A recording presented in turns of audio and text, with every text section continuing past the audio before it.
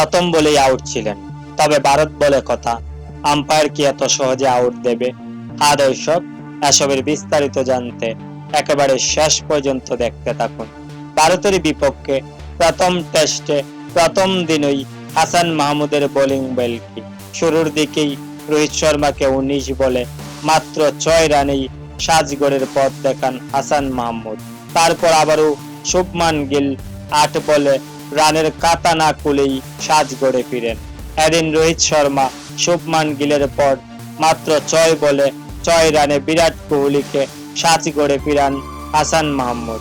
সর্বশেষ উঠতে থাকা ঋষভ পান্থকে 39 রানে আটকে দেন হাসান মাহমুদ। এদিন হাসান মাহমুদ একাই নিয়েছিলেন ভারতের 4টি উইকেট। তবে দর্শক, হাসান মাহমুদের প্রথম ওভারেই রোহিত শর্মাকে মাত্র 0 রানেই ফিরাতে পারতেন। রিভিউ নেওয়ার পর আম্পায়ার ইজি আউটকেও নট আউট দিয়েছিলেন। তো দর্শক, এটি আউট নাকি নট আউট নিচে কমেন্ট করে জানাবেন। ধন্যবাদ সবাইকে।